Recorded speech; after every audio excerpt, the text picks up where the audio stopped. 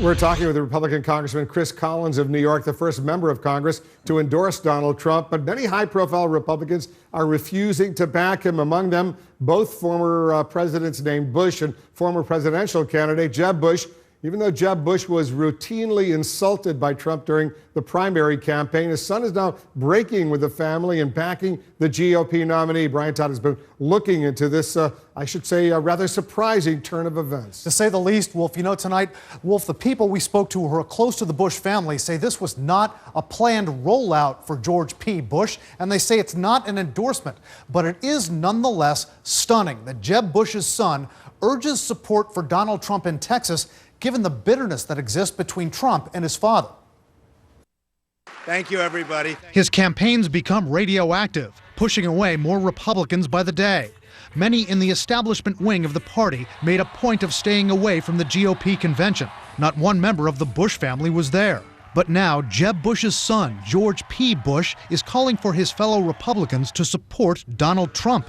I know a lot of us in this room had dogs in the fight in the primary leading up to the race. But you know what? It's time to put it aside. It's time to put it aside.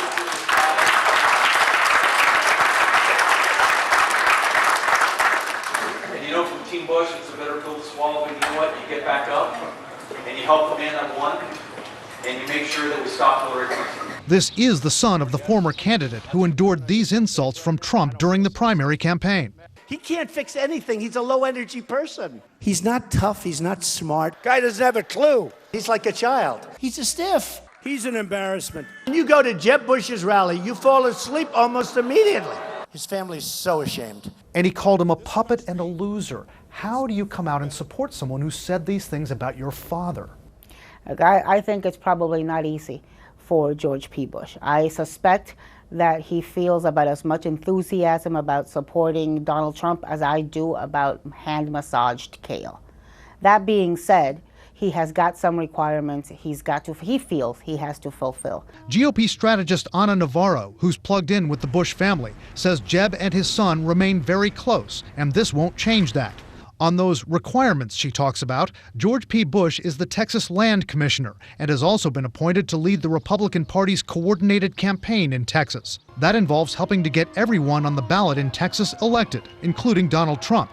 Analysts say George P. is under pressure from a GOP power base in Texas that's getting more conservative, embracing Trump's angry brand of politics. All of George P.'s advisors are people here in Texas, and they aren't thinking, I can guarantee you, about Jeb Bush's future. They're thinking about George P.'s future. Observers say George P. Bush's extended family understands that. Navarro says there's also an understanding this is not an endorsement. You're not going to see him wearing a Trump sticker, wearing a Trump t-shirt, and out there campaigning or fundraising or any of that. Now, will this hurt George P. Bush's political future? Observers say this is a move to actually protect his future, that he's got to keep an eye on that conservative wing of the Texas GOP and stay in their good graces. Wolf, these are traditionally now Ted Cruz supporters. Now, neither Jeb Bush's nor George P. Bush's offices would comment on the record for this story. Wolf? Brian Todd, thanks very much. We're back with the Republican Congressman Chris Collins of New York, the first member of Congress to endorse Donald Trump. Congressman, is the Bush family's refusal to endorse Donald Trump hurting the Republican nominee? No, not at all. And I'm glad to hear that George P. has said he will support Mr. Trump. I mean, Wolf, this is about the future of the country. There's never been a more important race, a more important election than what we're going to see on November 8th. The future of the country, whether we take America back, put America first, make America great again, stand up to our enemies, depends on who we elect. And it's now a binary choice, frankly, between Donald Trump and Hillary Clinton. She is the Secretary of Status Quo. She would represent an effective third term of Barack Obama. So when you look at the direction of the country and really the Supreme Court, whether you really are concerned about the First, Second, and 10th Amendments, defeating Hillary Clinton and electing Donald Trump is going to put this country forward so our kids can live the American dream, grow up in the America many of us did, the land of opportunity. As you know, so that's what this is about, and I'm glad to hear George P. Understand that and say he's going to support. We don't care about the word endorse, but support Donald Trump. As you know, Donald Trump revealed his plans for tax reform today, but he still won't release his own tax returns. He's the first major party presidential candidate since 1976 not to do that. Why is that acceptable to you?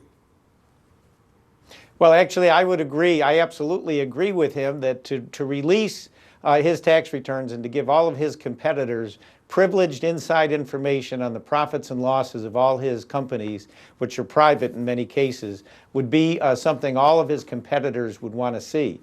With that said, his financial disclosure form, which lists all of his assets, all of his positions, all of his companies, the debts and the value of everything that he's involved in, is what America needs to see. We don't need a bunch of nosy Nellies trying to nitpick, how much money did he give away here or there, or what the breakdown of profits are for everything he's involved in. I'm glad that him not releasing his taxes may end this cycle, which has been going on for decades of, for some reason, people feeling that they need to release tax returns, which are private information. The financial disclosure forms are very intrusive.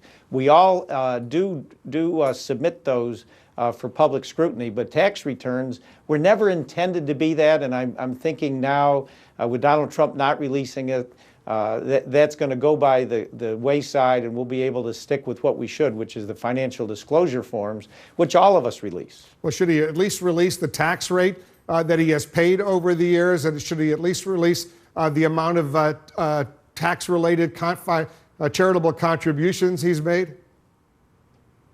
Well, again, the nosy Nellies might like to know what that is, but when you really think about it, I don't know anyone in the United States that pays more taxes than they're supposed to. We hire accountants.